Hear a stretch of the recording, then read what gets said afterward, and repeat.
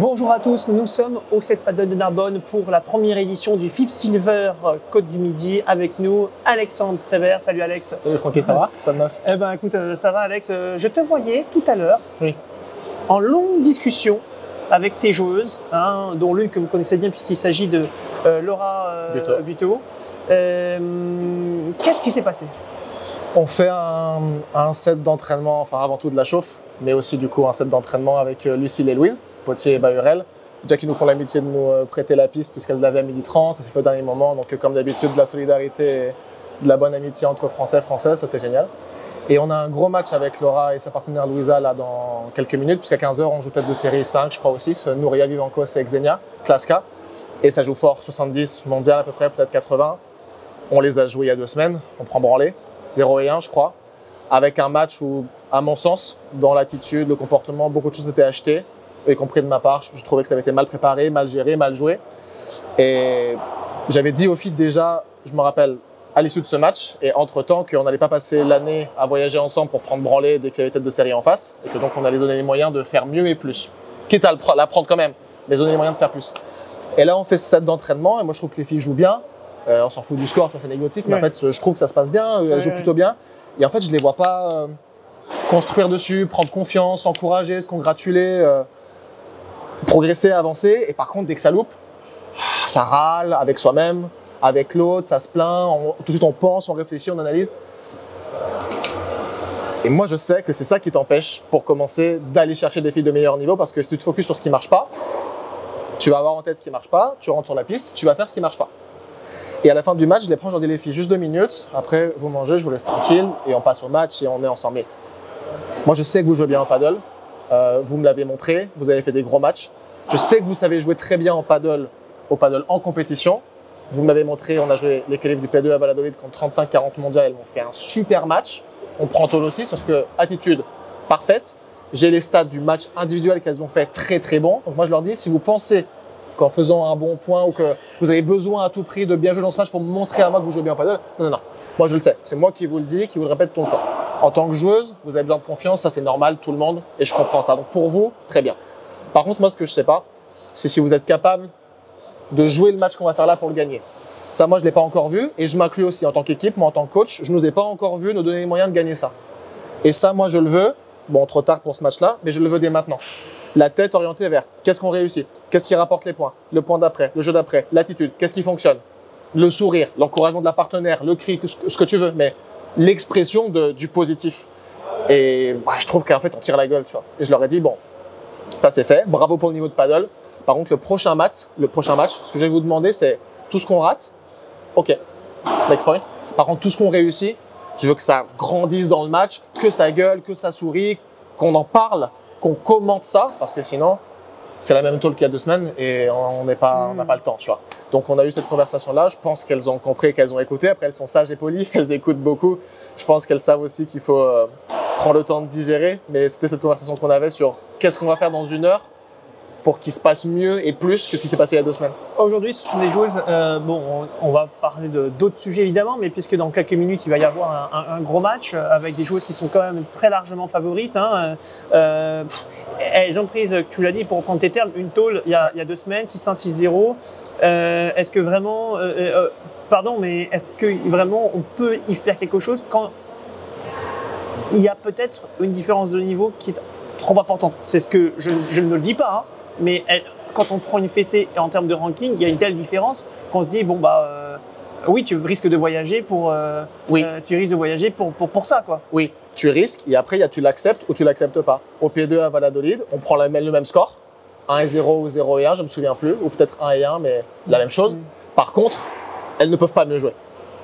Enfin, c'est mon appréciation, mais bon, je suis sur le banc, je les coach, je les connais un peu. Elles ne peuvent pas faire un meilleur match. Donc cette branlée-là, moi j'étais le seul content après le match. Chaque moment de côté, j'étais heureux. Je disais, les filles, muy bien, seguimos, perfecto. Et Elias, non, perfecto. Mais non, le résultat, c'est une chose. Mais si tu joues très bien, qu'est-ce que tu veux que je te dise? Alors qu'il y a 2 semaines, au Portugal, pour moi, le match était catastrophique. Donc oui, on peut faire mieux, oui, on peut chercher plus. Est-ce qu'on va gagner? Je nous le souhaite. On va tout faire pour. Mais c'est pas si on gagne, on est content, si on perd, on a perdu. C'est est-ce qu'on avance? Est-ce qu'on se donne les moyens de gagner? C'est ça, en fait, l'ambition de ce match. Prendre la tôle, on l'accepte si on a tout donné. Par contre, si tu te la touches, si tu permets l'expression, et que tu arrives en étant gentil sur la piste et que tu fais des séquences de 2-3 points de temps en temps où tu as un peu la grinta et le reste du temps, c'est Kajo qui défile, pour moi, c'est un scandale parce que c'est des filles qui ne font que du paddle dans leur vie. Louisa et Laura. Et moi, je ne fais que m'occuper d'elle, en l'occurrence Laura, mais aussi de sa partenaire puisque c'est sa partenaire actuelle. On est 3 professionnels, même si économiquement c'est autre chose, mais dans l'emploi du temps, on est 3 professionnels. Et si on voyage, comme tu l'as dit, pour accepter de se prendre branler, pour moi, c'est inadmissible. Et c'est la discussion qu'on avait sur ce banc, en quelque sorte. On va orienter la discussion sur un élément très important, c'est la partie économique. C'est vrai que vous êtes nombreux parfois à nous poser la question, mais comment on fait quand on est au-delà de la 100e, et encore, je vais dire même au-delà de la 50e place mondiale, comment on fait pour tenir économiquement alors qu'on voyage beaucoup, que parfois il y a, contrairement au tennis, on a un coach, etc. Bon, est-ce qu'aujourd'hui on peut gagner de l'argent lorsqu'on est top 150 au-delà? La réponse est oui, mais c'est une exception. On peut, mais c'est pas la norme. Et c'est pire que loin d'être ça. C'est quasiment impossible. Comment on fait pour avoir un coach? Tu le dis, tu es avec Laura, tu voyages beaucoup. C'est beaucoup d'investissements au-delà des voyages, beaucoup d'investissements aussi personnels. Oui. Comment ça fonctionne? Sponsor, partenaire. Pour certaines et certains, ça aide si tu as une situation familiale ou personnelle qui t'a permis d'avoir des moyens ou que d'autres activités. Il y a des filles qui travaillent, il y a des filles qui ont des familles qui les soutiennent, qui peuvent les soutenir.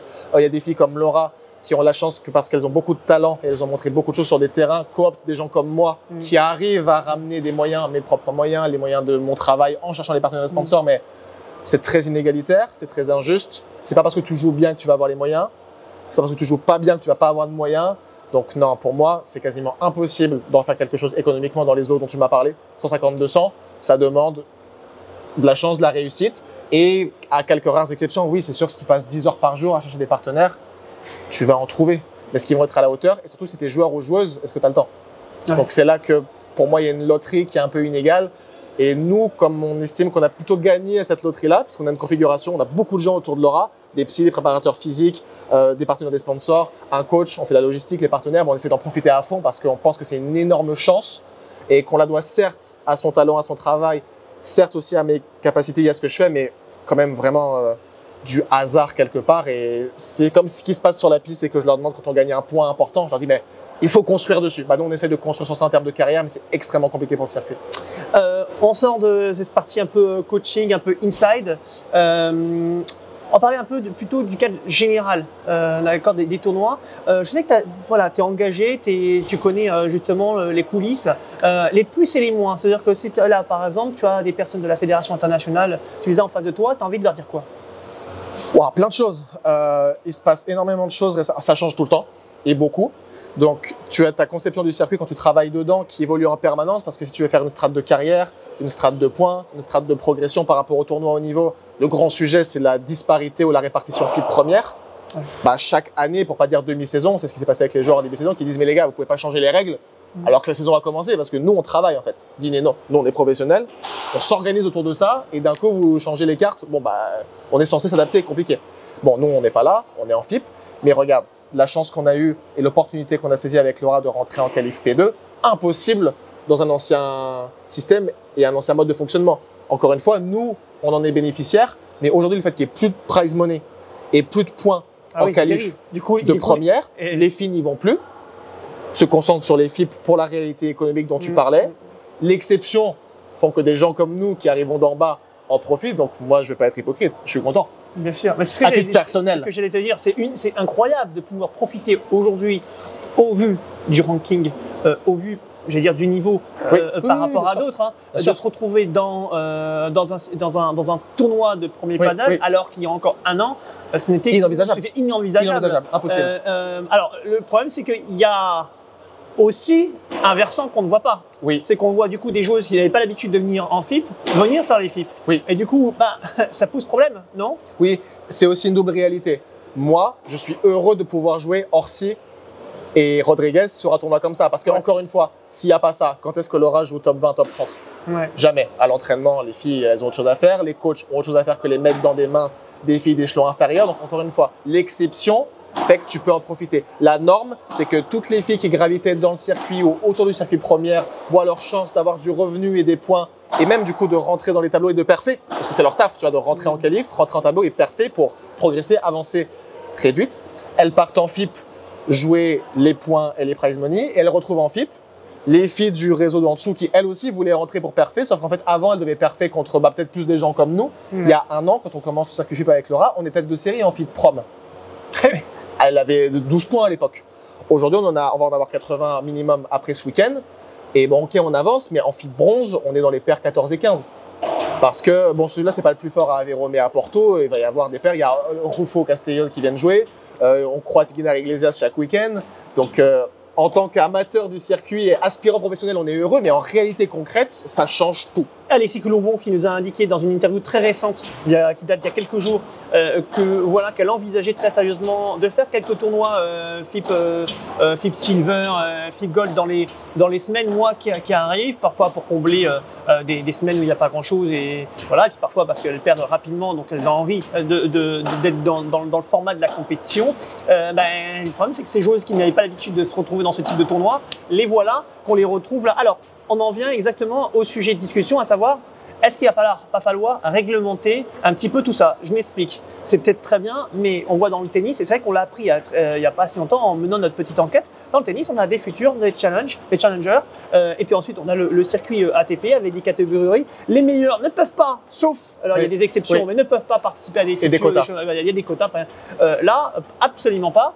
Bilan, et du coup, on peut aller participer à des premiers paddles. Mais parfois, c'est très compliqué de participer à des tournois censés être des premiers tournois pour se lancer, pour être dans le game, pour gagner quelques points. Oui, là, il y a plus de sous-circuit en fait. Parce que comme en plus, il y a une multitude de tournois maintenant, chaque semaine, les tableaux sont jamais pleins. Ah oui. Donc, tu n'as même pas la chance, si j'appelle ça une chance, d'entrer en qualif d'un ancien prom bronze pour gagner tes matchs. Tu sais, construire un peu de confiance, un peu de résultats, travailler et arriver en tableau en fait. Dès les premiers tours, tu peux jouer top 30, top 40. Là, tu parlais d'Alix, elle est inscrite au Mimosa à Porto. Encore une fois, moi, je suis heureux. Moi, j'ai envie de tirer Alix premier tour. Parce que peut-être que j'ai une approche et une conception différente. Au deuxième. Oui. Parce que, non, mais j'ai une conception peut-être un peu différente parce qu'en fait, moi, je veux que mes joueuses côtoient le haut niveau, apprennent et progressent. Mais le plus tard possible. Quand même. Peut-être. Ah bah oui, mais pour nous Français, pour moi, c'est un rêve de jouer Alix. Parce qu'on va apprendre énormément, mais pas pour les autres. Mais vu les coûts importants, voilà. Tu veux te dire, je me ferai refaire. J'ai 99 chances sur 100 à moins d'un exploit de passer. Je vais peut-être même me prendre une rousse, je vais peut-être même rester pas très longtemps sur la piste. Et j'ai fait 300, 500, 1000 km, j'ai dépensé 500 €. Et au final, j'ai joué une demi-heure, je me suis pris une rousse. Je comprends qu'on puisse avoir la grise mine. Je sais beaucoup chez les joueuses des académies, surtout celles qui sont jeunes, tu sais, qui ont 15-16 ans, qui parfois voyagent avec ou sans les parents. Donc parfois, c'est des déplacements à 4-5, parce que c'est des mineurs, donc l'argent augmente, le logement. Et elles arrivent, elles espèrent évidemment tirer au premier tour plutôt une paire qui va être comme elles en dessous, si ce n'est parfois des wildcards ou les filles sorties de qualif, pour se prouver qu'elles peuvent gagner, profiter, rester le jour de plus, prendre le prize en plus, prendre les points en plus et éventuellement avoir la tête de série au deuxième. Mais actuellement, tu le vois dans les résultats, il y a un plafond incroyable qui est que les perfs de non classés, de non tête de série contre tête de série se comptent sur les doigts d'une main. Je parle du circuit féminin essentiellement parce que j'y suis avec Laura, mais tu te rends compte qu'au final, quand tu vas jouer contre moins fort, tu vas gagner. Quand tu vas jouer contre plus fort, tu vas perdre. C'est parce que dans le tableau de dames, peut-être, comme tu le signales, plus que chez les messieurs, où il peut y avoir plus de surprises, il y a aujourd'hui clairement des strates, des différences de classement et qui se vérifient toutes les semaines. Sont même sur le, mais j'allais dire même sur le circuit, même sur premier paddle, au final on voit toujours les mêmes. Alors chez les messieurs aussi, mais c'est vrai qu'il y a, on va dire dans le top entre 7, 8 et 30. D'ailleurs, on voit des joueurs changer 8 qui va avec le 25, le machin. Alors que chez les nanas, non, il faut que ça se joue au classement près. Je suis d'accord avec toi. Exactement. Et tu remarques aussi que par exemple, les garçons, Team Eyo avait fait une super perf au Portugal, on était avec eux, on avait même pu les loger une de plus, ils n'avaient pas prévu de rester, ils font demi-finale. Tu vois, chez les mecs, je trouve qu'il y a plus de place pour perfer et en fait le terrain, comment on dit, tu sais, c'est plus dense. Le field est plus dense. Chez les filles, tu vois même parfois à travers les scores. De toute façon, regarde le classement. Vous prenez le classement, tu regardes combien de points à la numéro 1 mondiale, l'écart avec la 10e, il y a déjà 5 ou 6 000 points d'écart. Et tu vas à notre niveau à nous, Laura, quand elle marque 8 points sur une semaine, elle prend 20 places. Là, elle est rentrée sur 96 en démarrant la saison 260. Là, on prend 8 points, elle va revenir sur 80 et quelques. Mais en fait, là, plus on va avancer, on va finir par être bloqué. Et tu regardes le classement, tu vois la disparité. Il y a des strates, mais en fait, il y a énormément de strates. C'est pas top 30, top 80, et ensuite, non. Tu as les 4 têtes de série. Bon, là, ça bouge un peu avec Sofia, mais tu as les 4 têtes de série comme chez les hommes qui se retrouvent. À la limite, les 8 et les 16, et les tableaux sont comme ça. C'est très disparate. Tu es le président de la Fédération internationale de paddle. allez, 3 choses qui te viennent à l'esprit, tu te dis, tiens, voilà, je ferai ça, ça, ça. Je me cale sur le tennis. Hein? Je me cale sur le tennis. Je fais tout comme le tennis. Je parle des règles du circuit. Hein. Attention, pas sur les points et tout. Hein. Sur l'organisation du circuit, je sais qu'une consultation a été faite. Je me calque dessus, ouais. Une consultation avait été faite il n'y a pas longtemps avec l'ITF, où ils avaient étudié la possibilité pour l'ITF de reprendre le circuit et de caler sur le modèle de ce dont tu me parlais, empêcher les classements ou mettre des quotas, etc. Ça s'est pas fait au final. C'est l'ITF qui a proposé ça à la FIP, ou c'est la FIP qui a demandé à l'ITF, ou voire même c'est l'ITF qui a dit on va faire ça pour récupérer pas de... Je me souviens plus de l'info, c'est une fille qui travaille, j'ai eu ça par une nana qui s'occupait justement de cette consultation et qui elle s'est chargée de voir comment ça pouvait être possible.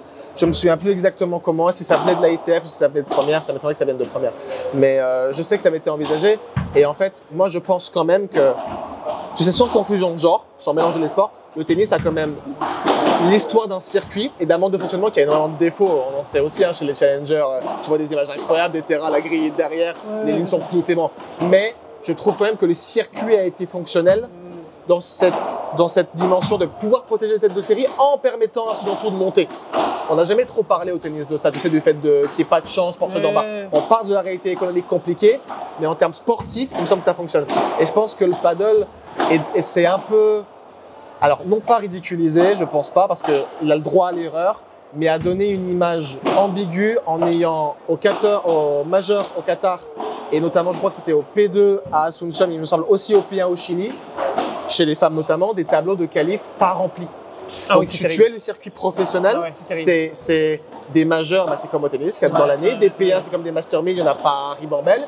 Et en fait, comme je le dis souvent, j'aurais pu inscrire maman, ma mère ou ma grand-mère, peut-être même les deux ensemble, former une paire, elles auraient joué qualif de P2. Et ça, bah, le paddle a le droit à l'erreur, c'est en construction, mais je pense qu'il ne mérite pas d'en être là quand même, tu vois, parce que ça devrait être un rêve et une consécration.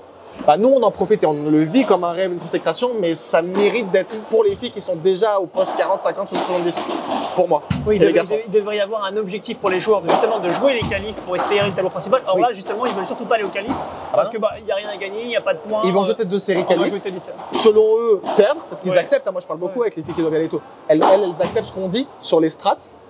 Quel intérêt pour moi de prendre 0,0 € et de tout dépenser et de prendre peut-être même branler, alors que je peux aller faire finale ou demi à mon FIP et qui ramène 400, 500, 600, 700 et en plus, pour travailler, c'est beaucoup mieux de gagner, quoi. Donc, et puis c'est invisible, ce n'est pas visible au passage, les qualifs. Ah bah non. On ne sait même pas ce qui se passe. Et par exemple, première ne prend même pas de photos. C'est-à-dire que quand tu vas en qualif, évidemment, ils ont des gros moyens pour faire de la com, mais le photographe, par exemple, même si elle qualif le matin et le premier round l'après-midi, il va venir prendre les photos l'après-midi. Donc c'est vraiment invisibilisé. Peut-être pour ces raisons. Pareil pour le streaming. Je sais, y a rien. C'est même pas diffusé. Peut-être pour ces raisons, parce qu'ils savent que les tableaux sont pas pleins, que les filles, peut-être qu'il va y avoir aussi des gros écarts de niveau. C'est un cercle vicieux, enfin, d'une certaine manière. Ils savent que le niveau est quand même pas évident. La première est peut-être pas intéressée par diffuser la Q1 de Laura Buteau, tu vois. Moi, j'aurais bien aimé parce qu'elle a fait un énorme match. Mais la norme, c'est que normalement, peut-être qu'elle se fait marcher dessus et qu'eux, ils veulent pas montrer cette image-là du paddle. Et avec peut-être aussi les tribunes encore plus vides que ce qu'il y a déjà par la suite. Donc, encore une fois, tout ça se comprend. Mais si tu as de l'ambition pour le sport, et que tu veux vraiment que ça devienne quelque chose d'extrêmement professionnel avec un public qui adhère à tout ce qui se passe, il faut redonner envie aux joueurs et redonner du rêve autour de première et pas que ce soit une plaie. Tu as l'impression que les filles, elles sont punies d'être dans les places qualif. Tu sais, il y a la waiting list et nous on prend et on gagne 20 places. Parce que les filles, en fait, bah non, elles y vont pas. Et je peux te dire que pourtant, c'est des filles compétitives. Elles veulent gagner, hein. Elles s'entraînent comme des malades. Toutes les copines qu'on a à Madrid et tout, elles entrent et non, on va pas y aller. On va prendre Navarro ou peut-être Barreiros, Caparros au premier tour de la qualif. Bah, nous, on sait qu'elles sont plus fortes. Donc, on peut essayer d'aller faire la guerre, mais on va gagner quoi, un match sur 20 ? Alors que si je vais à mon FIP, je le fais 19 sur 20 ma demi, voire ma finale. Donc, non, je pense que le circuit de première a besoin de reprendre un blason doré.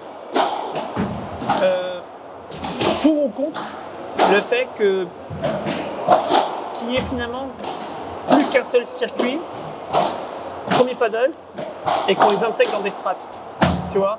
J'avais entendu ça, on dit bon bah voilà, aujourd'hui il y a le P2, mais dans le premier paddle on aura éventuellement un P3, un P4, un P5 et on arrête avec cette histoire de FIP Tour, Silver, Gold, voilà, j'avais entendu ça en disant que au moins ce sera plus simple et puis Pourquoi pas ? Voilà, puis on sait plus, il y a le FIP Tour, il y a le premier paddle, c'est un peu compliqué, chacun gère de son côté, puis au final on a l'impression qu'ils sont plus concurrents.